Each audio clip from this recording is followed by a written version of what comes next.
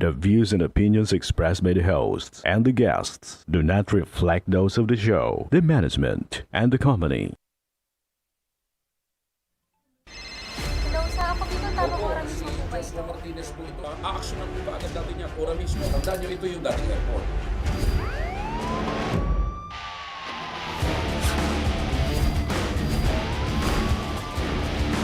Hoy. Ano namang kayong dalawa pinagchichismisan yung mga marites kayo ha?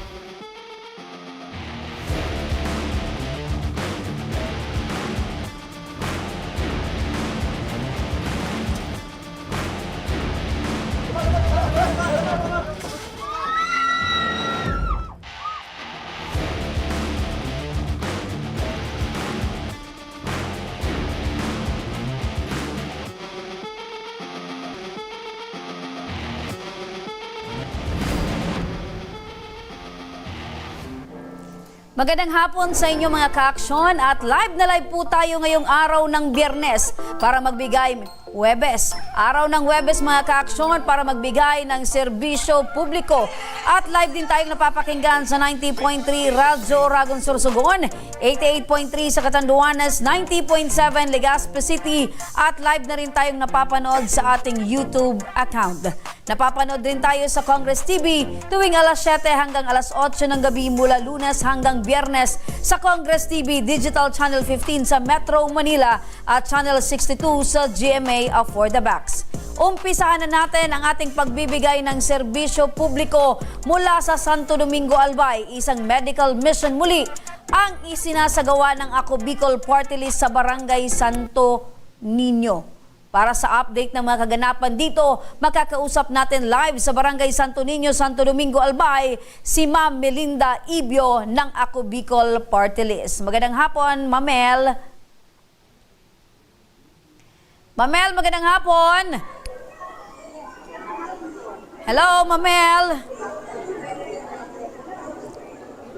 Hello, yan mga ka-aksyon, isinasagawa sa kasalukuyan ngayon ang medical mission dyan sa Santo Domingo Albay. Kitang-kita natin mga ka-aksyon, ang mga partners natin, yung ospital, ang Tanchuling Hospital, para magbigay ng serbisyong medikal katuwang ang Ako Bicol Party List dyan sa Barangay Santo Niño, Santo Domingo Albay. Maraming mga kababayan natin ang nagsipuntahan dahil sa kagustuhan mga ka-aksyon na mabigyan ng libreng check-up, libreng gamot at iba pa.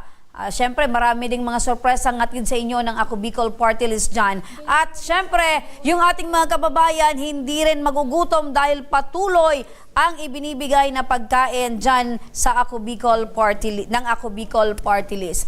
Biyernes ngayon mga ka-aksyon, patuloy ang isinasagawang serbisyo ng Ako Bicol sa paraan ng medical mission ng Ako Bicol. At hindi lang ito mga ka-aksyon, noong mga nakaraang araw sa iba't ibang lugar dito sa Daraga, sa Legazpi City at ngayon naman dyan sa Santo Domingo nagaganap itong medical mission ng Ako Bicol. Samantala, mga ka-aksyon, isang bypass operation ang isinagawa ng Philippine Drug Enforcement Agency o PDEA Albay nitong nakaraang Biyernes lamang na kung saan 4 na sospek ang nalambat ng operatiba matapos magpositibo sa pagbebenta at paggamit ng ipinagbabawal na gamot. Diyan yan sa Barangay Tuburan, Ligao City. Ang buong kaganapan, panoorin po natin sa lambat.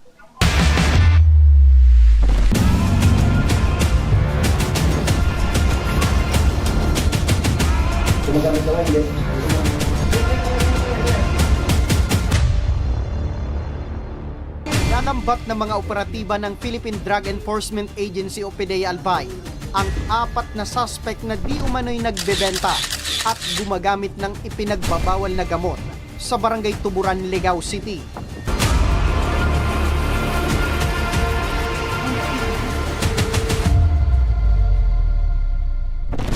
Ayon sa mga operatiba ng PDEA, ang kanilang target sa kanilang isinagawang bypass operation noong ika-10 ng Enero ay ang 25 anyos na si Gabriel Kenyadong na ang tangi umanong pinagkakakitaan ay ang pagbebenta ng illegal na droga. Pinapagamit din daw ng suspect ang kanyang bahay sa kanyang mga parokyano bilang drug den. Ano ang nasa likod nito at ano ang nasa motibo sa krimen? Ako si Nomer Corporal at ito ang Lapat.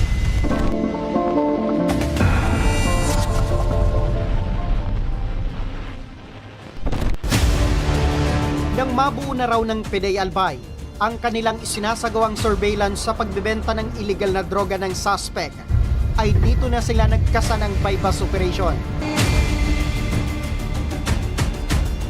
Noong araw na yon, ay agad na nagtungo ang lambat team ng Tabang Ora mismo ni Congressman Zaldico sa tanggapan ng PDEA Albay. Agad namang kaming tumula kasama ang tauhan ng PDEA Albay sa panguna ni Provincial Officer Agent 3 na si Noe Bergel. Ayon kay Bergel, matagal na nilang minamanmanan ang suspect. Isang confidential agent na rin nila ang nakabili ng droga sa suspect. Actually, nagsimula itong operation based doon sa mga reports coming from concerned citizen.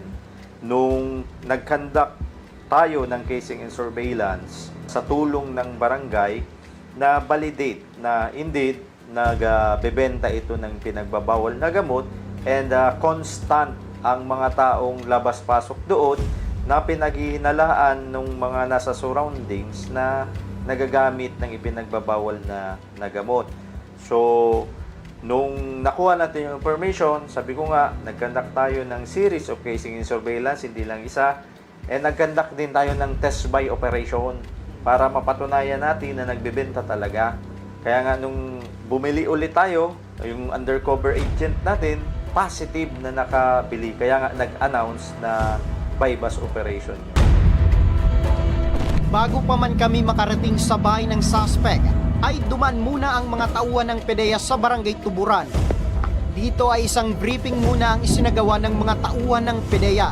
Yung PNP, dito na sa mas malapit dito, di ba? Mas malapit dito, diretso lang to. No?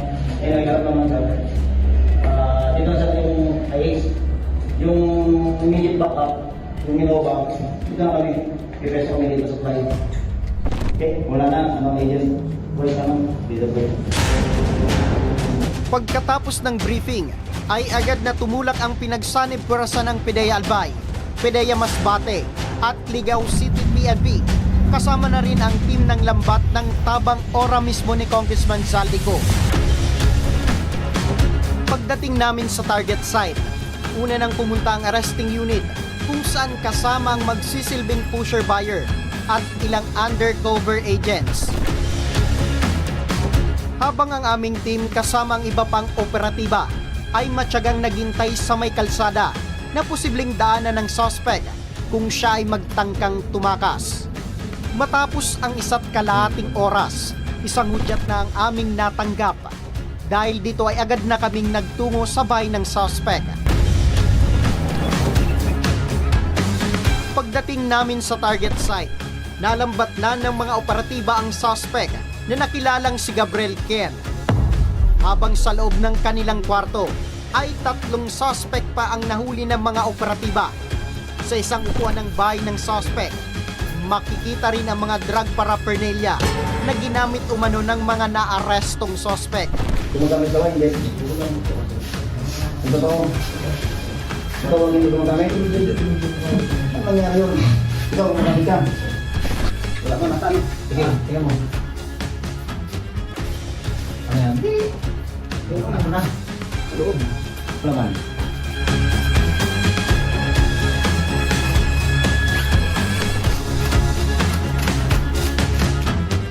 Isa rin sa mga nahuli ng mga tauhan ng PDEA Albay ay ang dating tauhan ng Philippine National Police na si alias Sieng, 44 na taong gulang. Pero ayon sa kanya, hindi siya gumagamit ng ipinagbabawal na gamot. Kung hindi ka gumagamit, tingnan natin kung katotohanan. Kasi salang tayo sa drug test. Dati ka sir na polis? Meron tayong drug Dati ka test. sir na polis? Or ano ba gusto nyo? Dati kang polis? Pero hindi ka man gumagamit sir? Mostly yung dati. Kahit yung mga po. I-check ng markings. Okay na? Kasama rin sa nalambak ang 18 anyos na si Fred. Hindi niya tunay na pangalan. Presidente ng Barangay Bunga at isang senior high school graduating student. Paliwanag naman ito sa lambat ay nandun lang siya sa bahay upang maki-wifi at binabayaran siya ni Yadok upang maglinis sa kanilang bahay. Ayon kay alias Fred, sa kanyang paglilinis sa bahay ng suspect ay mayroon siyang nakikitang mga foil na ginagamit umano ng mga suspect. Hindi man po ako yung nahiling na naggamit sila. Pero so nagdinig-dinig lang po ang mga Anong nahiling mo, Yung mga friends ko. Di man, ano po kasi, di man din po ako makasok po kasi that minsan po kaya siniras na nagataw sa akin yung bagong po sir pang-sweet. So, Pero antik ka sa'yo mo sa'yo. 50 na 50 po or 50 up, nasa 100 plus din po minsan. Dito talaga po marami na minsan lang po kayo sir si Papa magpadara. Habang ang isa naman ay kinilalang si alias Joey, 42 years old, walang trabaho at nakatira sa Barangay Santa Cruz, Ligao City, kung saan aminadong gumagamit ng illegal na droga. Gumagamit ka ba? Hindi.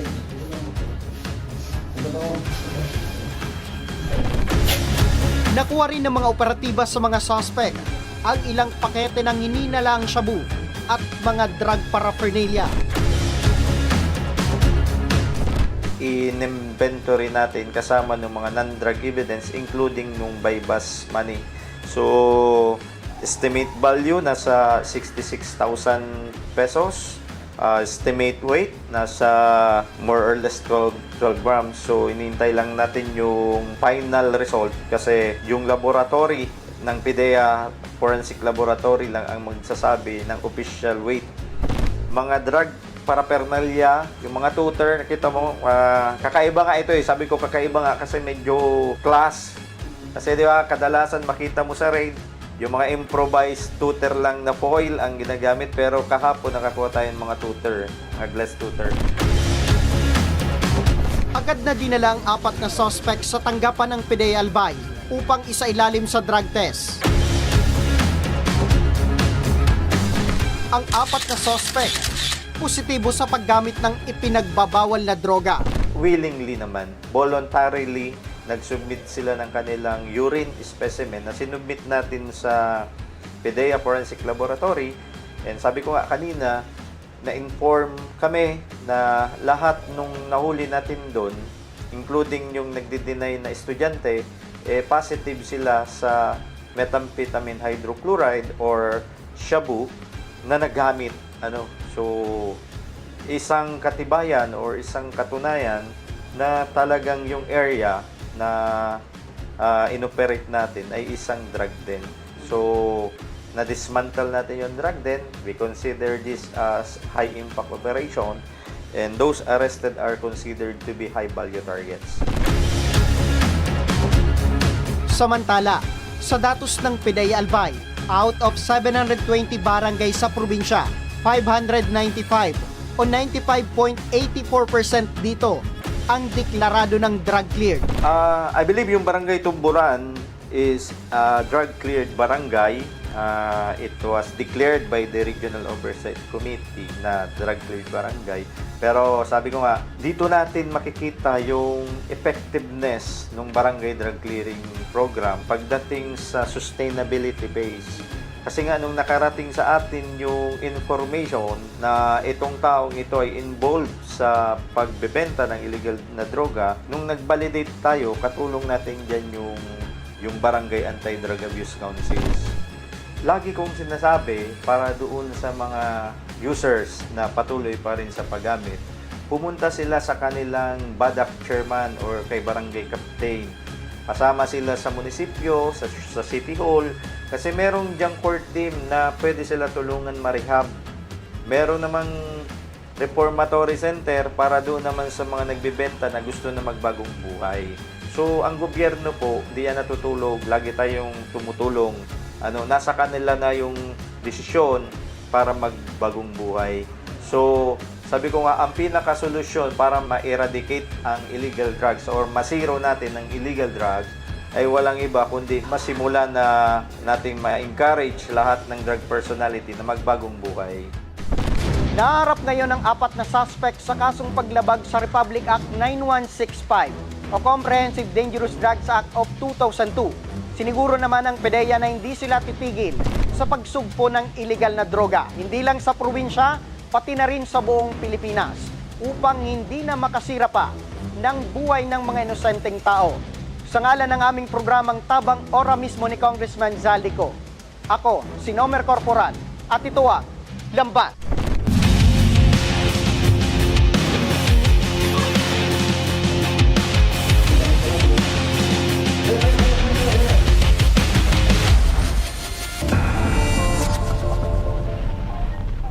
Ayan mga ka-aksyon, tigilan nyo na ang paggamit ng droga at pagbenta or pagtulak ng iligal na droga kung ayaw nyong masira ang inyong buhay at pulutin kayo sa kulungan.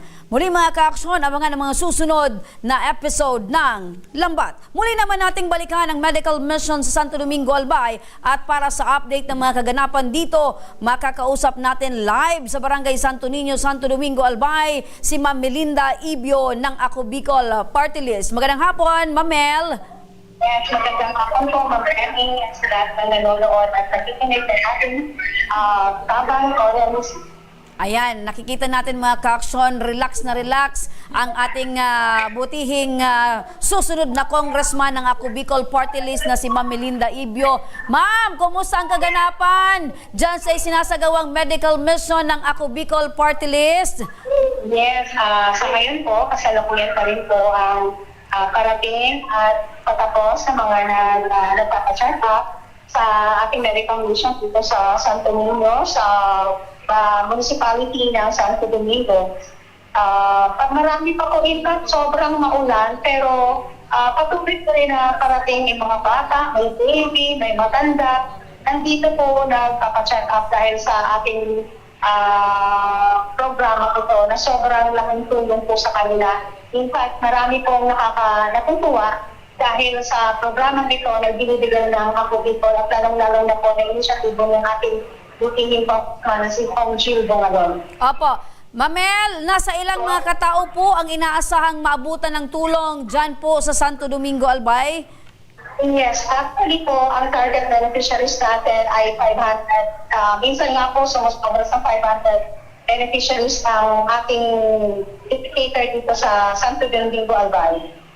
Apo, at ano po yung maaari nilang asahan dyan po sa medical mission? Pag sinabi niyo pong medical mission, syempre, andyan po yung libreng check-up. Aside po doon, ano pa po ba yung pwedeng asahan or mabigyan or maibigay sa ating mga kababayan dyan po sa Santo Domingo? Alright.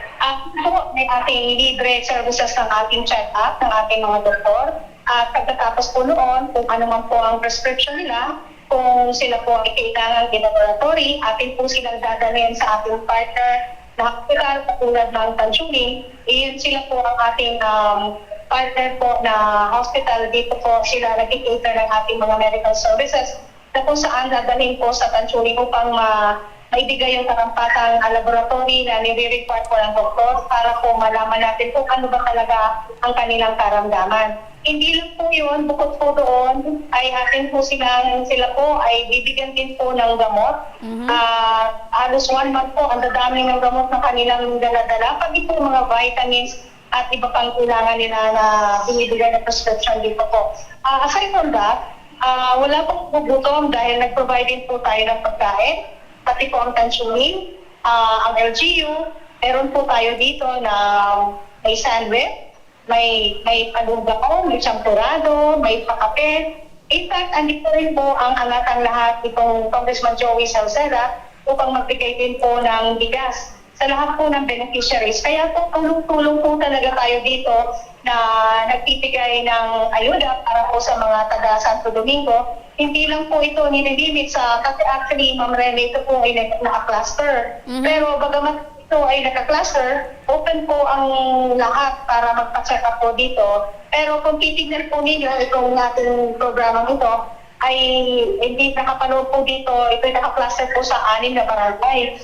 Pasalamat po tayo sa Barangay Santo Niño, kay Kapitan, na kung saan po ay pinahiram sa atin ang kanilang multipurpose Ako sila sa barangay na nanginabang po ng ating programa, ang Barangay Lido, Barangay San Juan, Barangay San Isidro, Barangay Pandayan at Barangay San Pedro. Bukod po dyan, maaari po pumunta pa po dito, inaanaya po natin yung mga karating barangay upang maka-avail ng ating programa. Kaya man din po, patuloy pa rin po ang pagbigay natin ng, ayan po, may mga nagkakape pa, patuloy po ang ating pagbigay sa kanila. And kung sakali mo po may kailangan laboratory, katulad po nitong si ate, na isa po tayong beneficiary na nangangailangan ng tulong, gagabay po natin sila, i-assist natin hanggang sa kanila pong laboratory sa ating partner hospital po. Okay. Hanggang anong oras po pwedeng pumunta dyan, Ma'am Mel, para naman ay ma-avail itong libreng medical mission ng Ako Bicol Party List?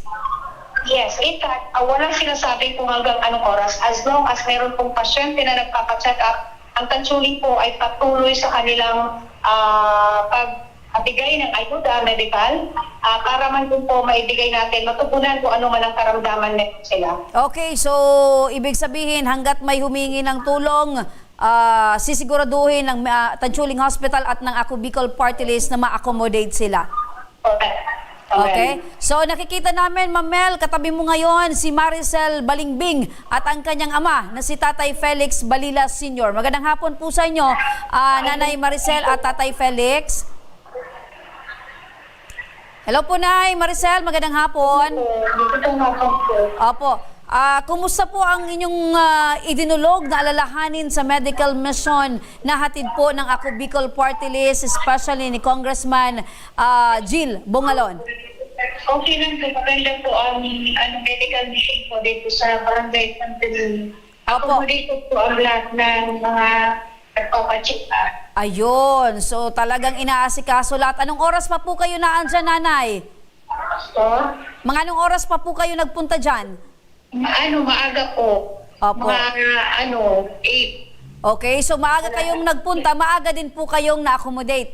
Opo. Opo. Magaling po ang proseso po ng medical mission po dito sa Opo. sa Santo Niño. Opo, mabilis po talaga yan, ma'am. Sa karami-rami naman ng ginawang medical mission. Dumadating ng mga magpapacheck up. Mga Opo. iba-iba pong barangay. Ayun. So, kumusta naman po, ate, yung kalagayan po ni Tatay Felix?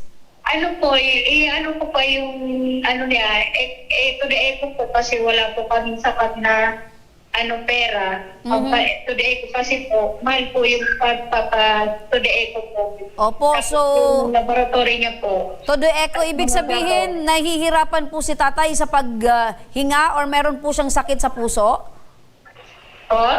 Meron po bang sakit sa puso si tatay at hirap po siya sa paghinga? Meron po, pero sabi na po ng doktor, nag-request po ng doktor niya na ipatuloy ko po kasi hindi po namin alam kung gaano na po kalaki yung puso ng papa ko. Opo, kumusta naman po? Natanggap niyo na po yung serbisyong pagpapatodeko? Hindi po namin pinapatodeko kasi mahal daw po yun ang pagpapatodeko. Ayun, so yun po yung problema po ninyo. Ayan, balikan natin.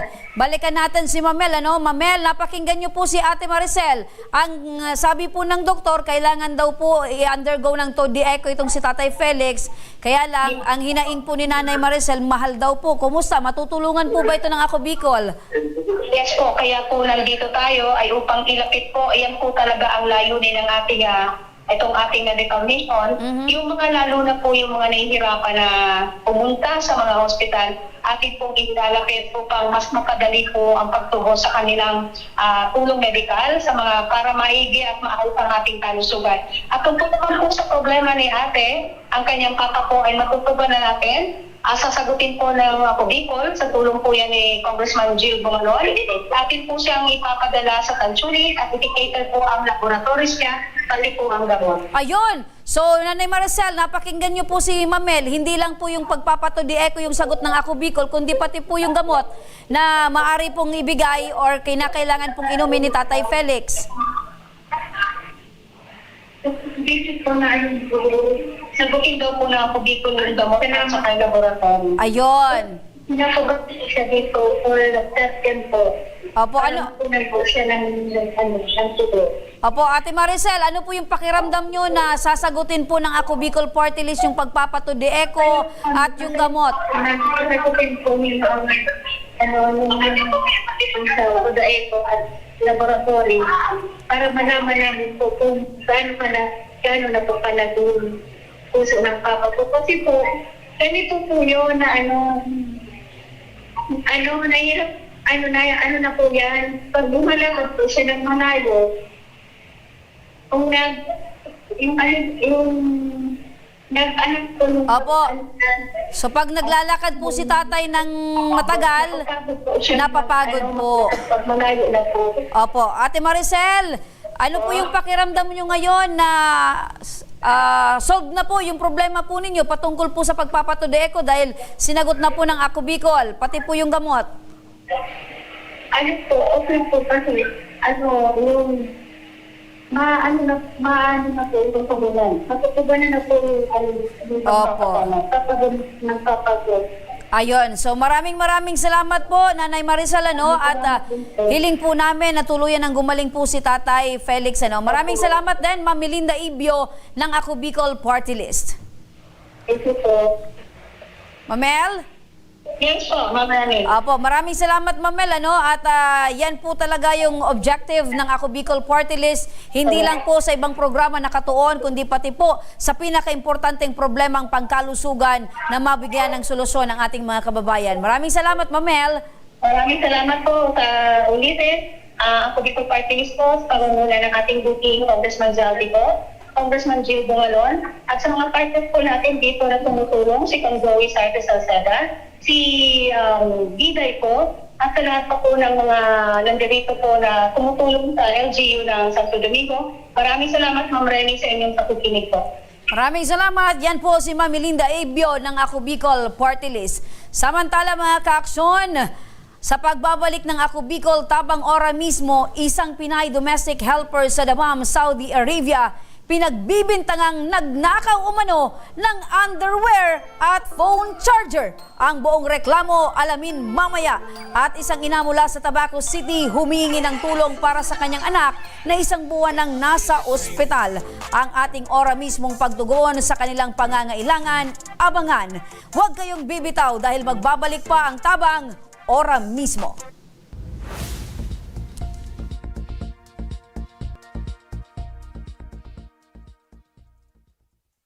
Marahin aldaw sa Indo Gabos. Ang aldaw na ini ay para sa Indo, para sa tuyang mga kababayang Bicolano na nangangaipuhan kan kalinga, asin manlain-lain na medikal na serbisyo. Ini po ang sa tuyang dalan para makapalhatod kan serbisyo maski guraano ini karayo o karani ang sa Indong kinamumugtakan. Ang Tarabangan Caravan ay saro pong inisyatibo kan Ako Bicol Party List na igwang layunin na darahon ang serbisyo medikal asin dental direkta sa saindong mga komunidad. Aram po niya to na daigabos may kakayahan o pagkakataon na makaduman sa ospital o klinika. Kaya't kami na po ang nagrarani sa Indo. Kaibahan ang matitibay na doktor, dentista, medical personnel, asin mga volunteer kan Ako Bicol Party List. Libre po gabos ang serbisyo medikal, dental, laboratory, asin mga bulong. Wala po kamo na dapat ihadit sa gastusin taini ay para sa indong kalusugan. Kaiba taman po ang sa tuyang programa ang libreng gupit asin masahe para sa satuyang mga kababayan. Maliban digdi, may local recruitment activity man kitangunyan. Ini po sarong biyaya para sa satuyang mga kababayan na nag-aanap kitrabaho. Sana po ay makatabang ini sa Indo. Tangani, makaanap ki mga bagong oportunidad para sa Indong pamilya. Mga kababayan, buya ko pong ipaabot sa Indo na ang Ako Bicol Party List permi yaon para sa Indo. Sadto ngunyan asin sa maabot. Kami po ay padagos paglilingkod Sa bawat Bicolano, kami po ay nagpapasalamat sa saindong padagos na suporta. Habang yaon ang suporta kan kada Bicolano sa Ako Bicol Party List, padagos po niyato dadarahon ang mga programa na direktang nakakapiktar asin nakakatabang sa saindong gabos. Sa giraray, dakulaw pasasalamat po sa indong pagtangkilid asin pagtitiwala naway padagos niyatong ipangaji ang mga kalusugan asin kaligtasan kang bawat saro. Padagos po kitang magtarabangan asin magkasararo para sa mas malusog asin masiglang Bicolandia. Nakulang salamat po asin marahin na aldaw sa indong gabos.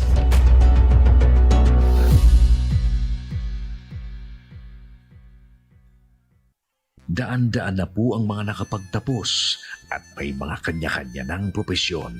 Sa kanilang pagpupunyagi, walang masidlan ang kanilang mga ngiti. Yun at sa Gabos, nagpapasalamat po ako sa AKB. Gusto ko lang po magpasalamat sa Ako Bicol sa opportunity na tigtatao po arog po sa kuya na estudyante. Dahil naandyan lang, katuwang lagi, Ako Bicol, katabang na, kasurug pa. Hindi rin nagpahuli sa pagtugon sa mga pangailangan ng ating mga healthcare workers at mga frontliners. Sa simula pa lang nitong pandemya, hanggang sa ngayon, walang humpayang pagtulong. Ay, nagpapasalamat po ako sa pagtaunin tabang hali sa Ako Bicol Party List. Salamat kong dakula sa duwang congressman. Tayo nakakatabang sa muya sa gabi. Maaasahan, Ako Bicol, katabang na, kasurug pa. Tucked away in the province of Albay, known for its perfectly shaped Mayon volcano, Misibis Bay Resort, a locally owned 5-hectare private island resort. The resort is ready for all those looking to balance tranquility and adventure. This tropical destination is where guests can either choose to relax under the palm trees or have an adventure under the sun. It features modern and luxurious rooms and villas, recreational facilities, and sophisticated services.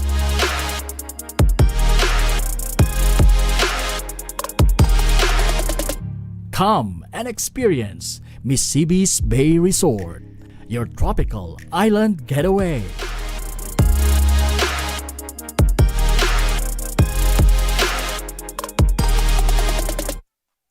Problema sa tubig, agarang binigyang solusyon.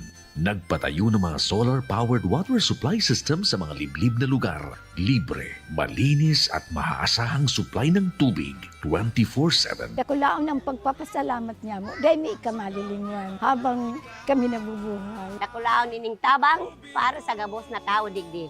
Salamat po. Para sa ating mga kababayang nasa laylayan, Ako Bicol, katabang na, kasurug pa. Libo-libo na ang mga nabigyan ng tulong medikal. Bata, matanda, kahit sino man, lahat ng mga may karamdaman, may maaasahan. Nagpapasalamat sa Ako Bicol Party List. Hindi po namin makakalimutan ang tulong na dinala ninyo dito sa aming bayan. Maraming salamat po.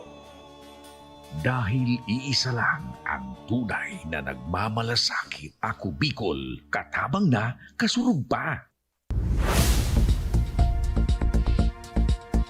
Nagbabalik mga kaaksyon ang Ako Bicol Tabang ora mismo. Eto mga kaaksyon, isang reklamo ang idinulog sa atin ngayong hapon ng isang Pinay na nagtatrabaho bilang isang domestic helper sa Dammam, Saudi Arabia.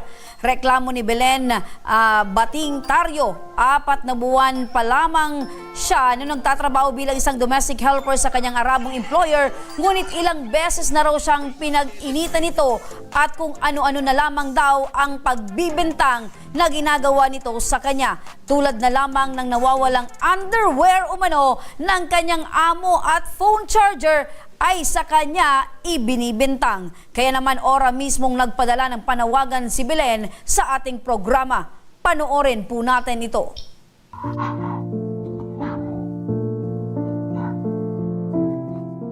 Ako po po si Belen Bating tayo, taga Beracat, Andoanis. Nananawagan po ako na sana matulungan ako makauwi na ng Pinas para po magkasama ko ng pamilya ko. Salamat po. Sana po matulungan niyo na ako. Salamat po. Yan mga kaaksyon, ang pigil na panawagan, pero ramdam natin mga kaaksyon yung talagang paghihingi ng tulong dahil sa kanyang kalagayan sa Saudi Arabia. At makakausap natin ngayon mismo si Belen mula sa Saudi. Magandang hapon sa iyo, Belen. Ako ma'am. Opo, Belen, kumusta ngayon ang kalagayan mo dyan sa Saudi? Ako naman po ma'am na natulog na po ako ng isang araw kasi dahil ng amo ko ma'am. Okay. So ngayon ba nasa bahay ka pa rin ng iyong amo? Wala na po ma'am, nandito po ako sa accommodation ng agency ko dito sa Saudi ma'am. Okay. So naandyan ka na ngayon sa accommodation. Kailan ka pa nadala dyan sa accommodation ng iyong agency? Yung 16 pa po ma'am, 16 ng gabi. 16 ng gabi? 16 po, 15. Okay. Sino yung nagdala sa iyo dyan? 15 ng gabi ma'am. 15 ng gabi. Okay. Sino yung kasama mo or sino yung nagdala sa iyo dyan sa accommodation? Ang sabi po sa akin nung wala pong sinabi yung amo ko sa akin. Kaya kung sino po yung pero hinatid po ako ng amo ko sa agency ko ma'am nung umalis po kami sa bahay ng amo ko alas 4. Dumating po kami ng alas 5 sa agency ko ma'am. Okay, so mismong employer mo o yung amo mo mismo yung nagdala sa'yo dyan sa accommodation kasama yung agency mo? Hindi, sa agency po muna ma'am, saka po ako dinala. Agency ko na po ang nagdala dito sa accommodation. Una po, dinala ako ng amo ko sa agency po ma'am. Okay. Maliwanag, yung amo mo dinala ka sa agency mo at yung agency yung nagdala naman sa'yo dyan sa accommodation. Okay. So ano ba itong binibentang or ibinibentang sa'yo ng naging employer mo? Una pa lang po ma'am, nung isang buwan pa lang po ako sa kanila, nagreklamo na po ako sa agency ko na sabi ko kung pwede akong ipalipat ng ibang amo kasi nga po yung naano ko na po yung ugali ng amo ko na parang hindi niya ako gusto kasi nung ako po ang naglilinis katulong doon, yung nakikita niyang sira, pagdating ko dating sira na sa akin niya binibintang ma'am. Ayun, so tapos, parang lahat na lang ay sa'yo ibinibentang nitong amo mo. Opo. Tapos one time po, nung isang buwan na po ako sa kanila, may nangyari po na tinulak niya po ako sa may hagdan kasi nga po, yung nakita niya yung nililinisan kong vacuum na baklas yung yung cover ma'am. Pero dati na po yung baklas, hindi po ako nakabaklas no. Nakita niya po yun. Sa akin niya po binintang. Tapos ang ginawa niya po ang ugali ba? Ang ugali ba nitong amo mo mainitin? Ganun po ma'am. Kahit sa mga anak niya ma'am, ganun. Naano ko na po sa kanya. Kasi yung mismong anak niya po ma'am, tinanong ko po yung mga anak niya dalaga. Sabi ko, bakit kanya ng ugali ng nanay mo? Sabi ko, parang wala na akong ginawang tama. Lahat naman kako sinusunod ko. Kinagawa ko kung ano yung gusto niya. Sabi ng anak sa akin, ganyan talaga ang ugali ng nanay ko. Alam ko na ang ugali ng nanay ko. Kilala ko na. Sabi niya sa akin ng anak niyang ganun. Ayun, so kahit yung anak niya nakakapagsabi na talagang masama yung ugali ng nanay niya. Ganun talaga ugali ng nanay niya, mamainitin. Okay. May iba ka pa bang kasamang mga kasambahay rin dyan sa bahay ng iyong amo? Wala po, pero may isa po akong kakilalang Pinay na katulong nung kaibigan niya ma'am, na malapit lang sa amin nakatira. Ayun, so yun ang nakakausap mo din patungkol dyan sa sitwasyon mo. Okay. Tsaka hindi po ma'am, tsaka marami po akong kakilala na kasabayan ko ng ka-agency ko rin po ng mga taga-Katanduanis po ma'am. Lahat po ng problema ko pa nagbi-video call po kami, nagchat-chat kami sa group kasi may GC po kaming mga OFW na mga puro Katanduanis po ma'am. Okay. Sinasabi ko lahat sa kanila kung anong pinagdadaanan ko sa amo ko ma'am. Sinasabi ko po lahat sa kanila yun. Okay. Kasi wala po akong mapagsabihan dito ma'am. Kundi pamilya ko tsaka yung mga kakilala ko lang ma'am. Walang tutulong sa akin ma'am. Opo, Belen, lakasan mo lang yung loob mo at eto gagawa na natin ng aksyon. Matanong ko lang, eto bang ibinebentang sa yung nawawalang panty at charger?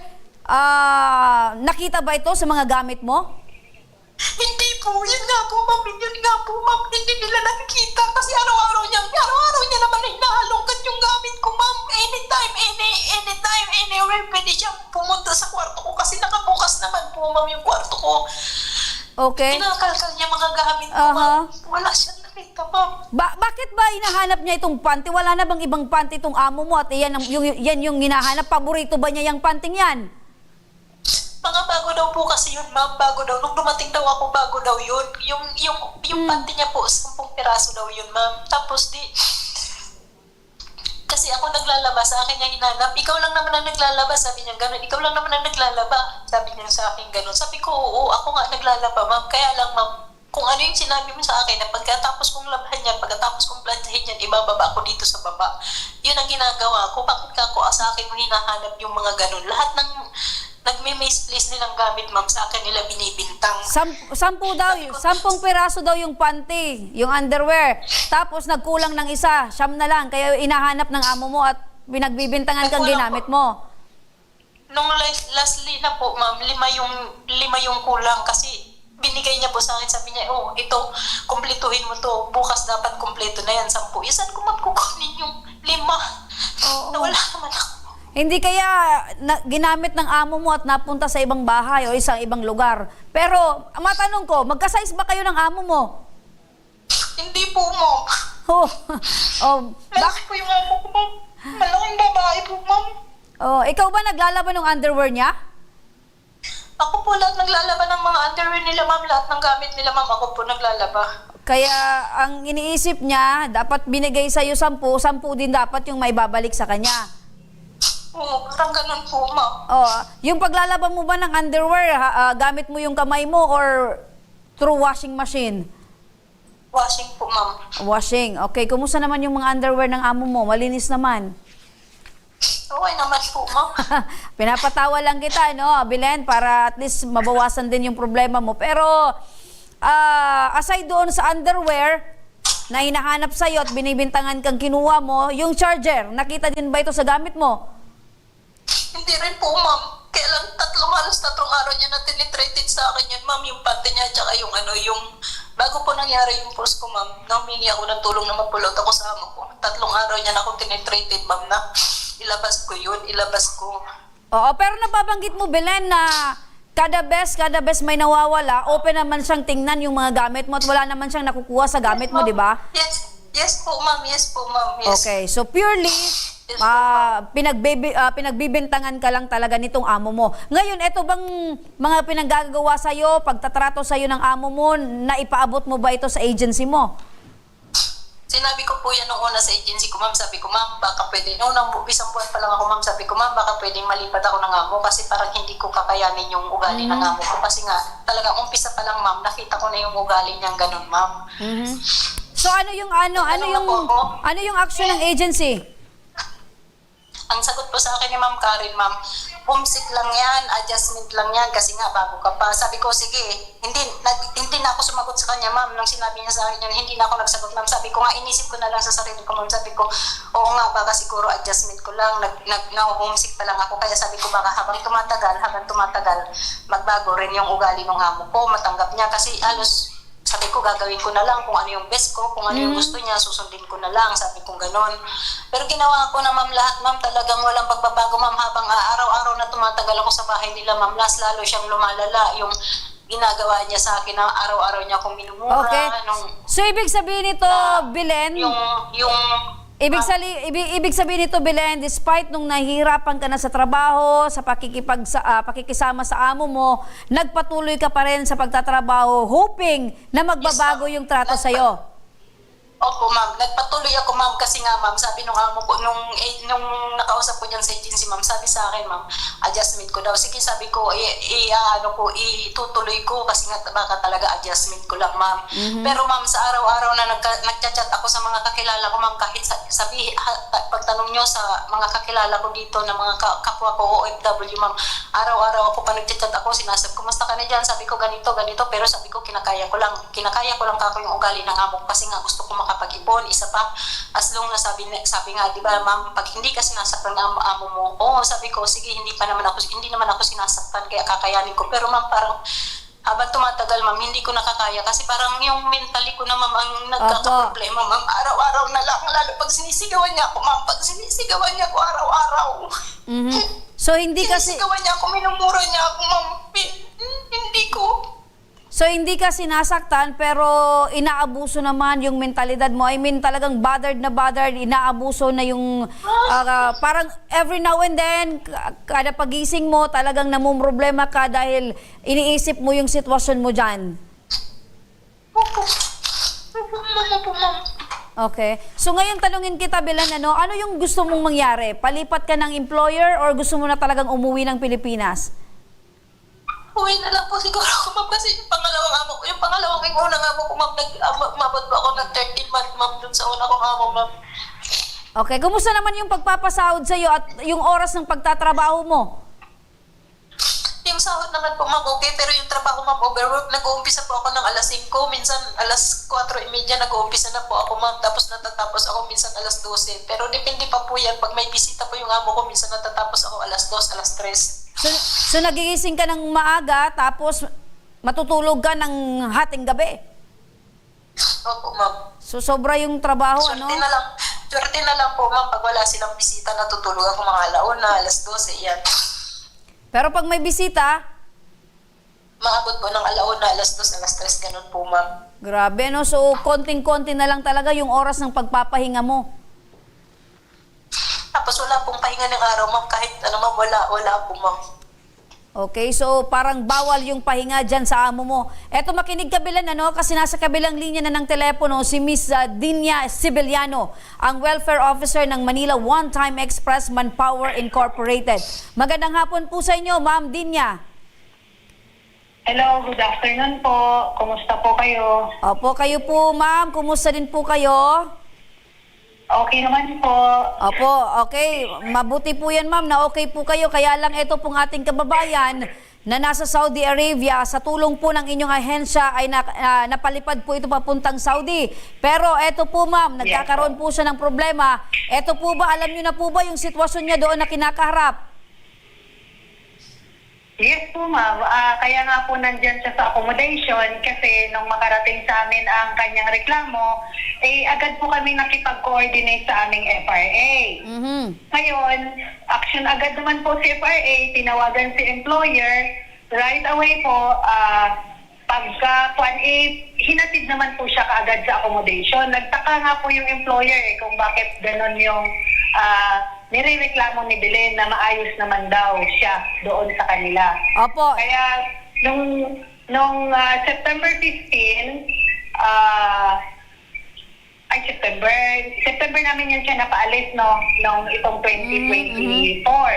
Pero prior po dyan nung September 2024, napaalis na po namin yan noon, Ma'am, si Belen ng 2023. Tapos umuwi po siya noong May 2024. So hindi niya rin po natapos yung kontrata noong una niyang alis. Ngayon, bumalik po siya sa amin, nagmakaawa, bigyan siya ng another chance. Kasi nga po wala na daw makain ng pamilya niya. Dahil po taga Bicol din ang amo ko, maawain po literal, tinanggap po siya at kinausap po ng masinsinan. Okay. Na hindi niya nauulitin yung nakaraan na hindi tatapusin yung kontrata. So, bigyan siya ng chance. Ma'am Dinya, kaya po namin siya tinanggap ulit. Apo, Ma'am Dinya, putulin ko lang po kayo, no? Kasi nababanggit nyo, yung unang kontrata, hindi po natapos ni Belen. Para mabigyan ko lang po kayo ng background. Okay. Hindi po talaga Opo. So, gusto ko lang malaman po. Ito pong nangyari sa kanya, ma'am. Apo, Ma'am Dinya, sandali lang po, ma'am. Sandali lang po, ma'am. Putulin ko lang po kayo doon. Kasi nababanggit nyo po na yung unang kontrata po nitong si Belen ay hindi po natapos dahil nagkaroon po ng problema. Hindi po natapos. Apo, ano po yung problema siya doon sa amo niya, pinagalitan lang siya. Dahil normal naman po magagalit yung amo ko, may mali po tayo. So, ngayon, dito po sa pangalawa, okay. So, dito po siya, itong case niya ngayon, na nagka-problema po siya, nung makarating po sa amin, inaksyonan po namin kaagad, kaya po nandyan siya ngayon sa accommodation. So, ibig sabihin po niyan, Ma'am Dinya, ma'am. January 15. Opo, ma'am, sandali lang po. So, ibig sabihin po, ma'am, yung una pong rason ng pagpapauwi po nitong si Belen ay dahil po napagalitan ng amo. Yes po, ma'am. Okay. Pero, yun lang po ba yung rason, ma'am? Napagalitan lang ng amo, pero napauwi po ninyo ng Pilipinas? Umuwi po yan siya, ma'am. Nag-settlement yan sila sa polo. Okay. May process po yan. Okay. Kaya nakauwi po siya nang hindi nga yan siya sa amin nagsabi na pinauwi siya ng amo. Pero napag-alaman namin naman na yun ang case niya doon. Okay, sandali lang ma'am Denya, ano, kasi sumasagot po itong si Belen. Belen, gaano katotoo na yung unang una mong pag-uwi ng Pilipinas dahil napagalitan ka lang ng amo? Hindi po yun, ma'am, totoo. Ang nangyari po nang sa una kong amo, ma'am, una po, nagsabi na rin po ako sa amo ko nang nagka-problema kami ng amo ko noon, ma'am. Nagsabi po ako, tumawag po yung agency, kinausap po yung amo ko dito, kung ano daw ang problema ko. Sabi ko pa nung, ma'am, ganito, yung amo ko ng lalaki noon dati, ma'am, ganon din. Kung ano yung sitwasyon ko dito sa amo ko babae ngayon, ganon din. Tapos, sabi nung amo ko, nung agency ko dito, o sige, sino bang magbabayad ng ng isang taon mo pa kasi isang taon ka pa lang dyan kung uuwi ka. Nagka-problema po kasi kami ng amo kong lalaki, ma'am, kasi dahil sa bintana, ma'am, pinagbibintangan niya ako na binuksan ko daw kasi may plano daw akong tumakas, ma'am. Ngayon tatawag daw siya ng pulis, ma'am. Ipapakulong niya daw ako kasi nagsisinungaling daw ako kasi sinabi ko talaga, ma'am, na hindi ako nagbukas ng bintana. Pero lately, ma'am, nakalimutan ko na, sabi ko, inamin ko sa kanya, sige, ako nagbukas ng bintana na yan. Sabi niya, o sige, nagsisinungaling ka, ipapakulong kita, tatawag ako ng pulis. Yun ang nangyari nun, ma'am. Tapos sabi ko, nag-refuse to work ako nun, ma'am. Pero isang taon ako, ma'am, sa amo ko. Okay. Nag-refuse to work ako, ma'am. Ilang araw ako hindi nagtrabaho. Pero siguro mga 2 araw, tumawag yung agency ko. Kasi sabi ko dun sa amo kong lalaki, kung hindi nyo ako pwedeng pagkatiwalaan sa bahay nyo, uwi na lang ako ng Pinas. Sabi ko sa kanyang ganon. Okay, sabi Belen. ko, sige, tatawagan ko muna yung agency mo. Belen. Tinawagan ko muna yung agency mo. Ngayon, tinawagan yung agency ko dito sa Saudi. Nag-usap kami ng agency ko dito sa Saudi. Sabi niya, o sige, kung mauwi kasi nang magbabayad ng kulang mo pang taon kasi dapat, 'di ba, 2 taon kontrata mo. Okay, Belen. Belen, sandali lang, Belen. Putulin ko lang, Belen, ano, kasi yung unang reklamo mo ay dahil napagbintangan ka ng yung amo, na binuksan mo yung bintana dahil tatakas ka. Ngayon, opo, kasi may nangyari daw po kasi, ma'am, sa kanila na tinakasan sila ng katulong. Okay, wait lang, Belen. Wait lang, Belen, ano, kasi nakapagtataka na yung unang reklamo sa iyo ay napagbintangan ka, ngayon napagbintangan ka ulit. So, hindi kaya may problema ka sa pagtatrabaho mo sa yung amo dahil ngayon gusto mo naman umuwi sa rason na pinagbibintangan ka na naman. Hindi po, ma'am. Hindi po ganun, ma'am. Ang nangyari po, ma'am, pakinggan niyo po muna ako, ma'am. Okay, ma'am. Yung unang amo ko po, ma'am, sinabi ko na kung anong problema, ma'am. Hindi po ako nagtrabaho ng 2 araw. Ngayon po, nung nakausap ko yung agency ko na kailangan ko magbayad, ma'am, pinagpatuloy ko yung trabaho ko. Kasi nga sabi ko, as long na hindi pa naman ako sinasaktan ng amo ko, ma'am, kakayanin ko yung trabaho. Nagpatuloy ko ng trabaho ko. Tapos mga siguro 2 linggo nakaraan, kinausap ako ng amo ko. Sabi, okay. Ano ba ang gusto mo? Balikan kita, Belen, ano? Balikan kita, Belen. Kasi gusto kong malaman din, dahil nababanggit ngayon ng iyong agency, yung unang naging sitwasyon mo dyan sa Saudi at kung bakit ka napauwi dito sa Pilipinas. Balikan ko si ma'am, ano? Ma'am? Hello, ma'am? Okay. Ma'am, sige po, ipagpatuloy niyo po kasi nababanggit niyo yung una, napauwi niyo ng Pilipinas itong si Belen sa rason din na nagka-problema sa kanyang amo. At ngayon po... Yes po, opo. Ngayon, nagka-problema na naman po siya uli. Ngayon, nung nakausap ko po si Belen regarding dyan sa pagbibintang sa kanya ng charger, tinanong ko siya, ma'am, kasi alam naman natin na hindi ganun ka-fluent ang Arabic mag-English.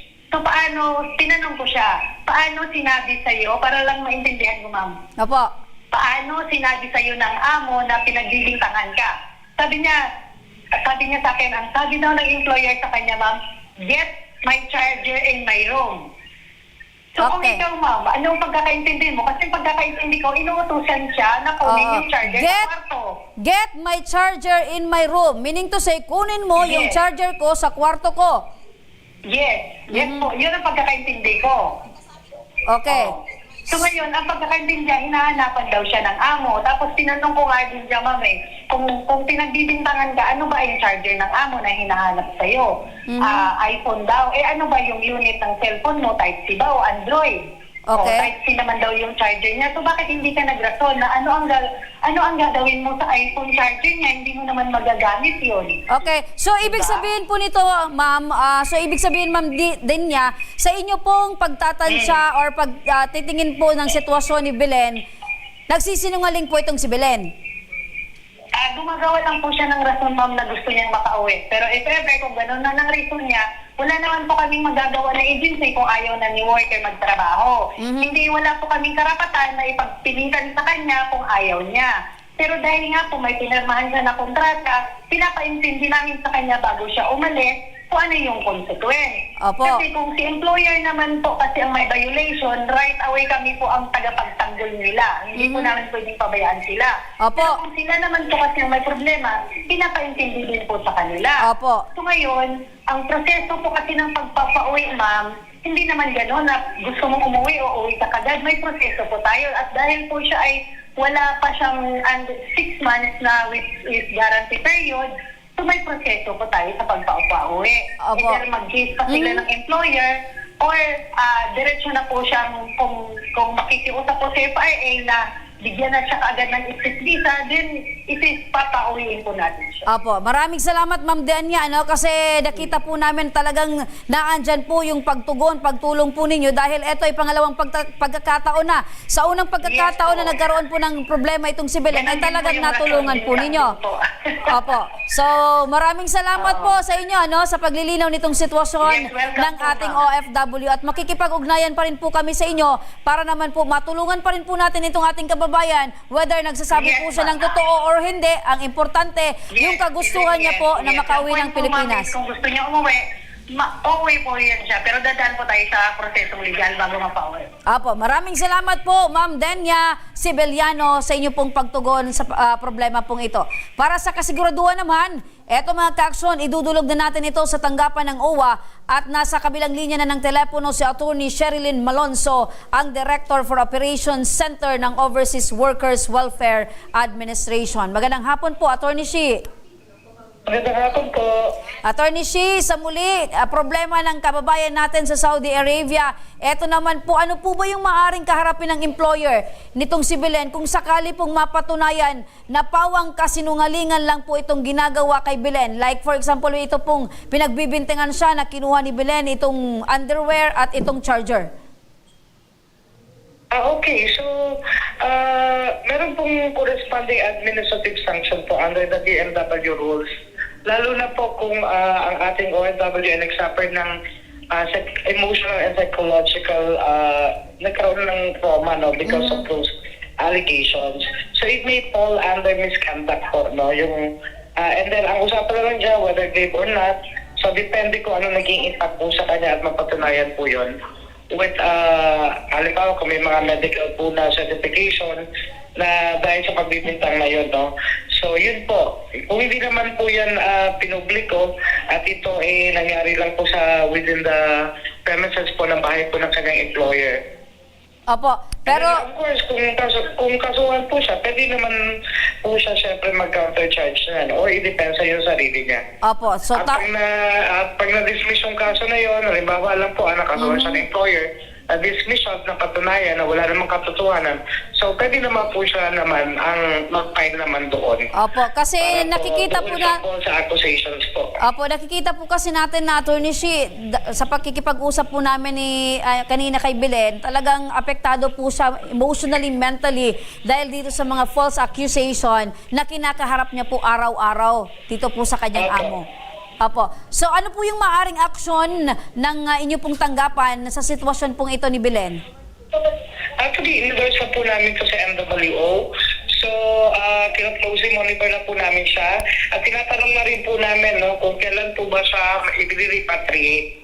So now, to ensure po na yung kanyang welfare will be protected, so ipapadala po namin siya, no, kung bago siya umuwi, ipadala siya sa MWO po para to ensure po na wala na siyang unpaid claims yan. Pero kung meron man at pinauwi po siya, ay pwede naman po niya ma-recover yan dito. Kung meron mo siya mga salaries and other benefits po under the employment contract na hindi po nabayaran. Opo. So malinaw po yan, Attorney Shi, no? Pero doon po sa agency, mukhang wala naman po tayong problema dahil cooperative naman po itong agency niya. Apo. Maraming salamat po, Attorney Sherilyn Malonzo, ang Director for Operations Center ng Overseas Workers Welfare Administration or OWA. Maraming salamat, Attorney Shi. Balikan natin itong si Belen. Belen? Yes, ma'am. Apo, Belen, napakinggan mo, no? So, although ni-refresh ng iyong agency yung unang sitwasyon ng pag-uwi mo dito sa Pilipinas, eto na naman sa pangalawang Yes. Excuse me po, ma'am. Iko-correction ko lang po yung sa unang agency, sa unang employer ko, ma'am. Ma'am, ang unang employer ko, ma'am, wala silang ginawa para mapauwi ako. Mismong employer ko, ma'am, ang nagdesisyon na umuwi ako, ma'am. Kami ng employer ko ang pumunta ng labor, ma'am. Kami ng employer ko ang nag-usap. Kami po ng employer ko ang nagkaroon ng settlement. Wala pong ginawa ang agency kung sa Pinas, ma'am. Okay, ganito na lang, Belen, ano? Kasi kung yung employer mo yung nagdesisyon na pauwiin ka, pero hindi naman siguro may pa-process yung lahat ng dokumento mo pauwi ng Pilipinas kung walang tulong yung agency mo. Ang pinaka-importante, ang pinaka-importante ngayon, Belen, doon tayo sa positive side, nakauwi ka nung una at ngayon naman aasikasuhin sa tulong din ng agency mo at ng OWA at syempre ng aming programa na makauwi ka muli ng Pilipinas ng ligtas. Salamat, ma'am. Salamat. Okay, so opo, yun na lang, panghawakan mo na lang yan, Belen, excited ka na ba na makita yung pamilya mo? Yes, ma'am. Kasi po kahit yung mga anak ko, ma'am, takot na takot sa akin. Takot na takot sila na hindi na ako makauwi, ma'am. Okay, kasi so sabi niya naman, mga nangyayari sa OFW sa ibang bansa, ma'am. Pag nakauwi ka na ng Pilipinas, Belen, once na okay na naman at syempre, hirap na naman yung buhay, magdedesisyon ka ba sa muli na lumabas ng bansa at maging OFW? Hindi na po, ma'am. May kunting ipon naman po ako, ma'am, sa savings ko. Baka gawin ko na lang po mapuhunan, ma'am. Kasi 2 meses na po ako nag-try. Wala po siguro sa akin swerte dito, ma'am. Ayun. So, ang pinaka-importante nito, Belen, pag nakauwi ka ng Pilipinas, gawin mo yung lahat na syempre mapabuti yung buhay ng pamilya dito na lang, dahil sabi mo nga, wala ang swerte mo sa ibang bansa. Opo, ma'am. Maraming salamat, Belen. Maraming salamat, ma'am. Okay, lakasan mo lang yung loob mo, Samantala mga ka-aksyon, dumako naman tayo sa ating tabang medical. Ito isang mangingisda sa Tabaco City. Dumulog sa ating programa at ang kanyang hinaing ay para sa kanyang 1 taong gulang na anak na 1 buwan nang namamalagi sa ospital. Makakasama natin sa kabilang linya ng telepono si Janet Bores, ang ina ni John Carl. Magandang hapon po, Nanay Janet. Nanay Janet, magandang hapon. Hello, Nanay Janet. Okay, so itong si Nanay Janet ay nangangailangan ng tulong para sa kanyang anak ngayon. Nanay Janet, magandang hapon. Magandang hapon po. Opo. Nanay, kumusta po yung kalagayan po ng inyong anak? Hindi naman po okay yung anak ko dahil hindi po na-operahan po. Opo, so hindi po okay yung kalagayan po ng inyong anak dahil hindi pa na-ooperahan. Opo. Opo, so ilang buwan na po ba itong nakakonfine sa ospital? 7 days na yata po, madam. 7 days na nakakonfine? Hello? Opo. Okay. Sa loob ng 7 days, ano yung sitwasyon? Ano sabi ng doktor? Sabi daw po may nakabaray yung sa tiyan niya ng hindi nakakatae at hindi po tumidide. Opo. So, simula nung ipinanganak mo ba itong anak mo, meron ka bang na-observe sa kanya na abnormalities or meron ba siyang iniindang hindi normal? Wala naman po. Okay. So, paano nyo na-discover na merong abnormality sa pagtatae or meron po siyang something na meron dyan sa kanyang katawan? Ngayon lang po yung edad niya, yung ano po. Okay. Si Mr. po ba, kumusta? Ano yung trabaho ni Mr.? Ano po, bangka din po, naglalaot. So isang mangingisda si Mr. Okay, so ilan yung anak ninyo? Hello, Nanay Janet, ilan po ba yung anak ninyo? Hindi po, tulog po. Ang tanong ko, ilan po yung anak ninyo? Ano po, isa lang po, bunso. Isa lang. So yung umiiyak, sino yan? Sa katabi namin po. So katabi dyan sa ospital. Okay? Makinig ka, Janet, para sa iyong alalahanin dyan sa ospital, makakausap natin sa kabilang linya ng telepono si Ma'am LB Sidenio, ang coordinator ng Ako Bicol Party List. Magandang hapon, Miss LB. Miss LB, magandang hapon. Yes, good afternoon. Apo, Miss LB, eto, ilalapit namin itong problema ni Nanay Janet, para sa kanyang anak na sa ngayon, sa kasalukuyan ay nasa ospital pa at alalahanin nila etong mga problema dyan sa ospital, hospital bills at iba pang mga gamot. Ano po ba yung maaari nating maibigay na tulong, Ma'am LB? Miss Remy, sasagutin po natin lahat ng bayarin sa ospital. Wala silang aalalahanin.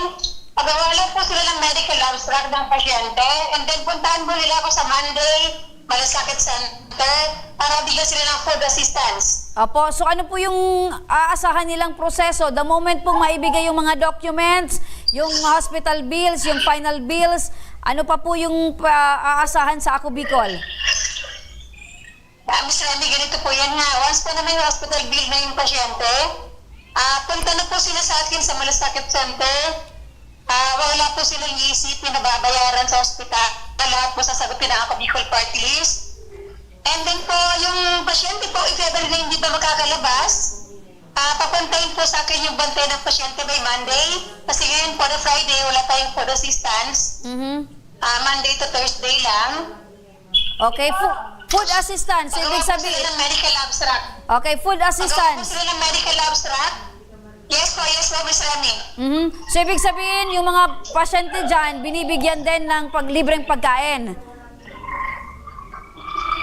Yes po, binibigyan po namin sila through the SWD ng food assistance. Okay. Tapos po na pasyente, medyo matagal-tagal na naka-admit sa atin.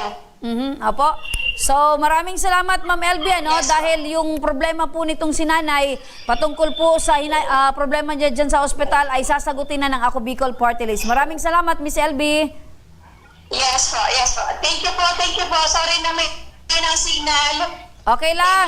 Okay lang po. Ang importante ay nabigyan natin ng tulong itong sinanay. Maraming salamat, Miss LB Sidenio, ang coordinator ng Ako Bicol Party List. Balikan natin itong sinanay. Nanay. Po. Apo, napakinggan mo si Ma'am LB. Sasagutin na ng Ako Bicol Party List ang hospital bills at kung ano pang gamot na kakailanganin ng anak po ninyo. Opo. Maraming salamat po. Opo, kumusta yung pakiramdam nyo ngayon, Nay? Masayang-masaya po ako dahil tinulungan niyo po kami maging paano yung anak ko, yung mga gamot, mga bills. Opo. So, salamat din po, Nanay, at alagaan niyo po ang inyong anak. Maraming salamat. Maraming salamat po din. At ayan mga ka-aksyon ang ating mga natunghayan at ora mismong inaksyonan ngayong hapon. At para naman sa mga nais humingi ng tulong sa aming programa, panoorin po natin ito. Sa may mga problemang legal at medikal na nais humingi ng tulong sa ating programa, maaari po kayong magsadya sa aming tanggapan sa ground floor Embarcadero de Legazpi, Victory Village, Legazpi City. Bukas po ang aming tanggapan mula Lunes hanggang Sabado, alas 8 ng umaga hanggang alas 5 ng hapon. Sa mga nasa Metro Manila naman po at kalapit na lugar, maaari rin po kayong humingi ng tulong sa Action Co Center sa North Wing ng Batasang Pambansa. Magpunta lamang po kayo tuwing araw ng Lunes, alas 8 ng umaga hanggang alauna ng hapon. Para naman sa mga taga Caloocan City, bukas na rin ang ating Action Co Center sa Barangay 175 Multipurpose Hall, Caloocan City tuwing Miyerkules, mula alas 10 ng umaga hanggang alas 12 yan ng tanghali mga kaaksyon. Maaari na rin po kayong magtungo sa Ako Bicol tabang ora mismo ni Congressman Saldico sa Camarines Norte, sa Provincial Capitol Building, Barangay 3 Daet, Camarines Norte. At para naman sa mga taga Camarines Sur, maaari na rin po kayong dumulog sa Zone 2 Tagungtong, Gowa, Camarines Sur. Bukas po ang aming tanggapan mula Lunes hanggang Biyernes, alas 8 ng umaga hanggang alas 4 ng hapon. Maaari din po kayong magpadala ng inyong mensahe sa aming official Facebook page na Ako Bicol tabang ora mismo. Kahit anong reklamo ay amin pong tinatanggap. Huwag niyo rin pong kalimutan i-follow ang aming mga official social media account sa aming Facebook account, YouTube at TikTok account, Ako Bicol tabang ora mismo. At hanggang sa Lunes, mga ka-aksyon, sama-sama nating aksyonan ang mga problemang medikal at legal. Ito ang programang May Paninindigan, tutugon sa inyong pangangailangan. Ako po si Remy Araneta Mendones. Maraming salamat po. At ito ang Tabang Ora Mismo. Aksyon ko sa mga nangangailangan. Aksyon ko lahat ay dadamayan. Noon at ngayon tayo'y sinamahan. Aksyon ko patuloy na magsisilbi. Aksyon ko sa mga nangangailangan. Aksyon ko lahat ay dadamayan. Noon at ngayon tayo'y sinamahan. Aksyon ko patuloy na magsisilbi. Isang masipag na pilantropo, sa hirap at ginawa kasama mo. Malapit ang puso sa mga natutulungan, may aksyon lagi sa nangangailangan.